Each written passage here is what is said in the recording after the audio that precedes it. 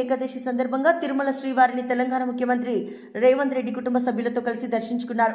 మంగళవారం తెల్లవారుజామున వైకుంఠ ద్వారం ద్వారా స్వామివారిని కుటుంబ సమేతంగా దర్శించుకుని ప్రత్యేక పూజలు నిర్వహించారు. ఈ మేరకు వైకుంఠ ఏకాదశి సందర్భంగా పలువురు సినీ, క్రీడా, రాజకీయ ప్రముఖులు సైతం తిరుమల శ్రీవారిని దర్శించుకున్నారు.